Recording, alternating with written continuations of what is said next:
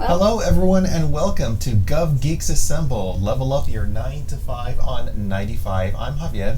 And I'm Karen. And we are in a vehicle. We're changing things up a little bit, aren't we? Yeah, kind of going back to the roots of the Gov Geeks Assemble. Level up your 9 to 5 on 95. Yeah, we are. We started this podcast with the idea of recording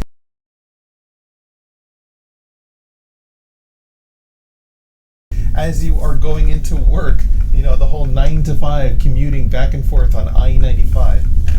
But, anyway. Fun times. Yeah, good times. We're excited to offer you some really, really great strategies. So, Karen, I'm curious, what are we talking about this week? So today we're talking about how career management is a personal opportunity. Absolutely. Career management is a personal thing.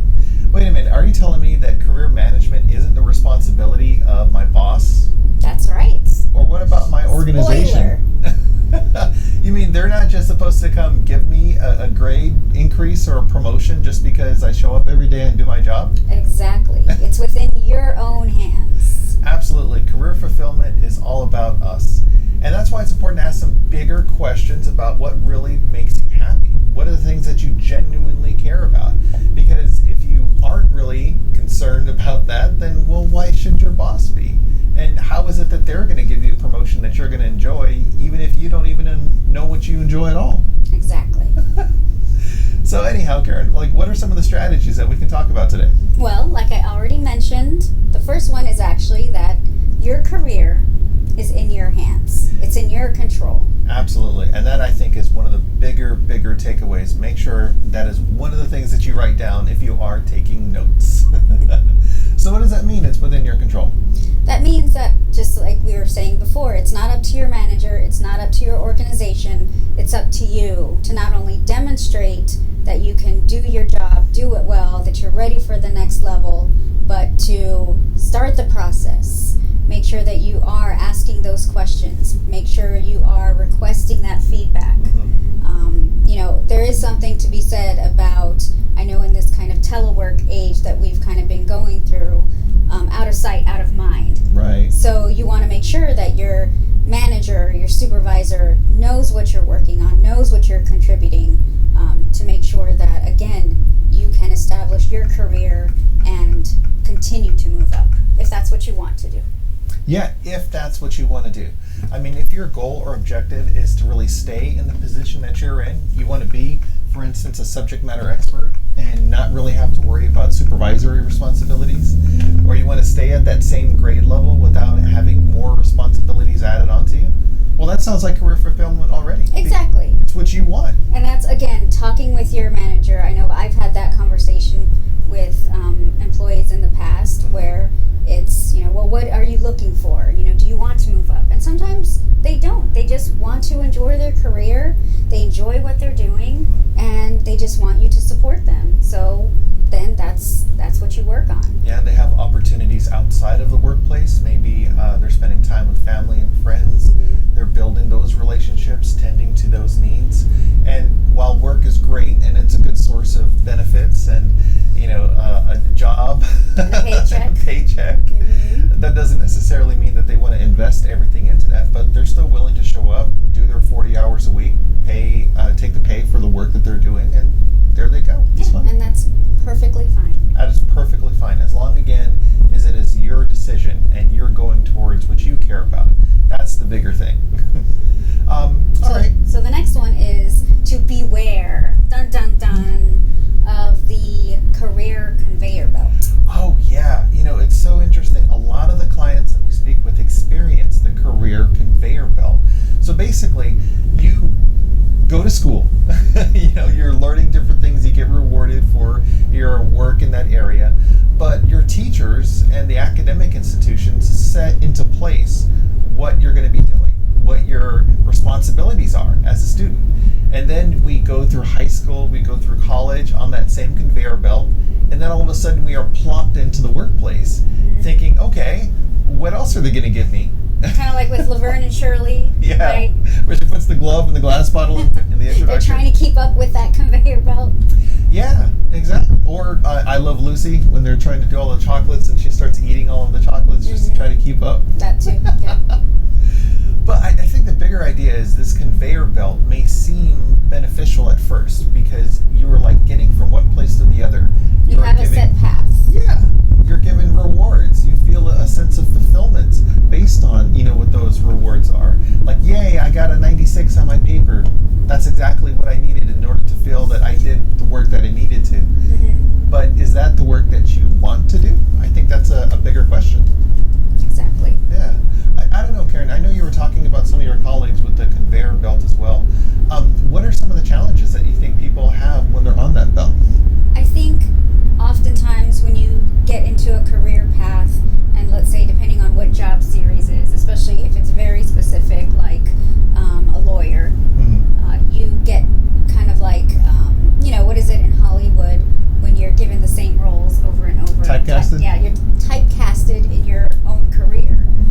Meaning, okay, you've gone through school with your law degree, now you're a lawyer, and that's all you can do. Right. But sometimes you get to a point where, well, with this specific degree, I can't move anywhere else. So what are my options? And that's when we talk about, okay, well, do you want to change careers? This is what you got to do. And sometimes that means getting off that conveyor belt and starting way in the back of the line of another one. Right. And it's true, like the job series. You can be an attorney, you can be an engineer, and you feel stuck in that job series like you can't do another type of job. Yeah, so beware the conveyor belt. The conveyor belt is its own destiny. You are charting the course for your own. Right. And with I gotta put that on that t-shirt. Right, because with a conveyor belt, you don't have control. Yeah, no. So how fast you're moving, exactly, where you're going. So you want to regain that control and get off of the conveyor belt. Wow, that's kind of an eerie concept, I guess. Take the red pill or the blue pill. Exactly. You have the choice. Take the red or the blue. What's the next one? So the next one is to use available career tools.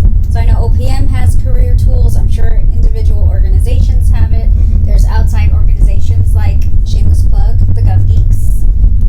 So there are other tools out there for you to use to try to help you maintain or gain that control of your career. Exactly. Yeah, look at what is available to you. And honestly, this is another interesting thing. If they aren't willing to, they as in your bosses, your organizations, your environment, well, if they're not going to provide it to you, well, you should provide it yourself. Exactly. And I mean, I know I've done that. I'm sure you have as well, where we didn't have training funds, but you know what? I wanted to take on my personal time, take a separate training. Yeah. So I know I went on that Lacuna retreat. Absolutely. That was a great retreat. Yes. So different things like that to make sure that, okay, well, it's within my control. I still want to grow, may not have funds, but how can I get the additional tools I need to improve myself? Of course. Why should an organization invest in you if you're not willing to invest in yourself? Something Powerful. to think about. Mm-hmm. Yeah. And then there's also fantastic online resources as well. So you can think about the LinkedIn resources for training. Right, free training, right? So it's not necessarily that you have to actually invest money, but it's investing time in yourself and your career. Absolutely. I think you're worth it. Thank you. Yeah. Okay, what's the next one? So the next one is go toward purpose, not away from pain. Yeah, I mean, so often when we have a chance to work with people, they are focused on leaving something. I need to get away from my boss. I need to get away I need from... to get out of this toxic work environment. I am so stressed. You don't understand what's going on here. I just need to find anything. Mm-hmm. And that's really when you are running away from something, not running towards something. And as we can recall, there may be issues where you may be running away from danger only to find yourself in more perilous environments. The danger zone? The danger zone. Yeah, like honestly, what if you're like running from something and you don't recognize where you're going and you trip and fall, or you fall into a pit, or you end up hurting yourself more than you could have. Don't mean to laugh. It's just Parks and Rec. As soon as you said that, I hear, the pit song. So. Yeah. But yes, absolutely. As far as you need to know where you're going.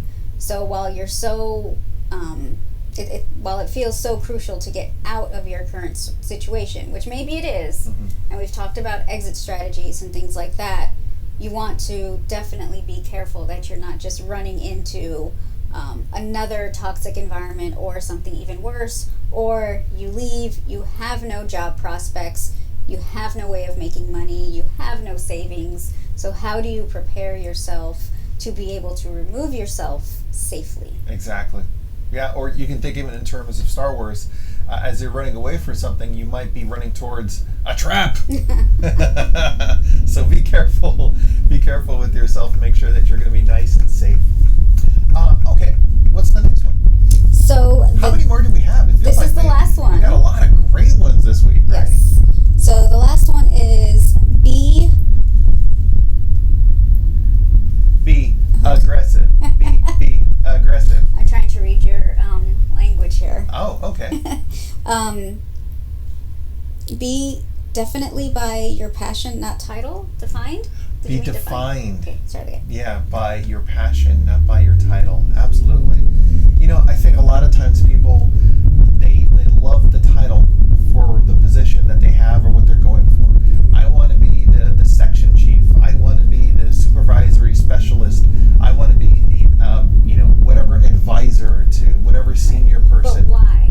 Yeah. I guess get to the why of why is that title so important to you? Is it because it comes with inherent respect of the position? Is it the monetary value to the position? Why are you so fixated on a specific title? Of course. Yeah. And that is the purpose. That's why you're excited about what that work is, not necessarily because then when you decide to leave the position, you don't have like a loss of identity. It's not like, oh, well, if I'm not the expert in, or if I'm not the celebrated, person in this area, well, what am Subject matter expert in this, yeah. Right. I know I've dealt with that in transitioning from certain positions where, I was a subject matter expert.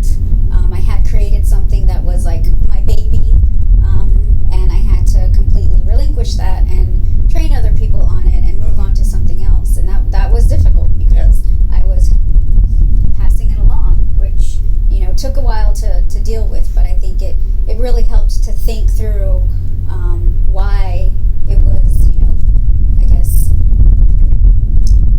a painful situation for me, but to realize that, okay, you're passing it on, you're helping others to grow, helping others to expand their skill set, their experience, and I think thinking of it that way, it helped with the transition a lot more. That's awesome. I appreciate you sharing that. And in fact, also, I think to piggyback off of that concept, the title could also be the name of the organization that you're in. I don't want to leave this organization that I'm associated with because it is the world renowned in this or that, or I have so many great things as a result of me being attached to this organization. I work for the CIA. I work for the FBI. I work for NASA. Well, yeah, you are in those organizations, but you are more than the role in those organizations. It's not just that you're there. If you find yourself in a very toxic environment, and even if it is a well-known organization and people wear your organization's name on your t-shirts and stuff all the time, and it's all over the movies. Right, or in Captain Marvel when she makes that comment. Oh, yeah. How is it about the branding that helps you with the covert aspect of your job? Exactly. But I mean, it's true, and it's difficult because we talk a lot about finding your values, identifying those, and tying closely with the organization's mission. So when you're intertwined like that and you have such a deep respect for the organization and you feel a part of the organization and you are very much passionate about its mission, it's very difficult to separate yourself from that. Yeah, and then that's when the deeper questions come into place. Is that environment that you are willing to be in worth what you are enduring at that time? And if for some people it is, then again, that is your choice. But at least this way you're making an empowering choice rather than having a choice made for you. Absolutely. Well, these are just really, really great ideas. Karen, what is the summary of all of these? I mean, if you were gonna like relist them, like what 5 do we have to relist again today? Not your moment of zen. No, I mean, I wouldn't actually list 5. I think it's just the main theme is you have the power. Was that He-Man? I have the power. You have the power. The power of Grayskull is yours. Exactly. The power of your career is yours. So don't take it lightly, and make sure to take accountability of it, take ownership of it, and I think positive things will come from that. Absolutely. So what question do we have for this week? So the question we have is, should I include my salary in my resume? That's a great question. I mean, what are your thoughts, Karen? Well, for federal resumes, often, yes, it's almost a requirement to include your salary. Not only for them to be able to, see what level you're at, but it just helps in the process, because they wouldn't want to be hiring you for, such a lower level, unless you're definitely willing to take that. But again, they want to make sure that you are kind of at the level of the position that you're applying for. Absolutely. That you're going to be able to perform at the level that they're looking for you to perform in. And one of the best indicators of that is past performance. So if you have a demonstrated salary that shows that you can do all of that work, I mean, another organization is willing to spend a lot of money on you, perhaps they should also be willing to spend that amount of money on you as well. It's demonstrating that you have that experience necessary. Absolutely. Yeah. Well, it looks like those are all of our questions for this week. I really want to thank everyone. This has been a really fun experience getting back on the road again and re-recording it this way, don't you think? Yes. Hopefully you guys are enjoying this as well. We plan to add in a couple of extra cameras, have some different options and everything available. This is going to be fun. Yeah, glad to have you back in the car. Oh, there we go, exactly. Also happy to take the HOV again. HOV is fantastic in the DMV. Absolutely. It's the only way to get in and out. Yes. Well, until next week, thank you so much, and thank you for your service.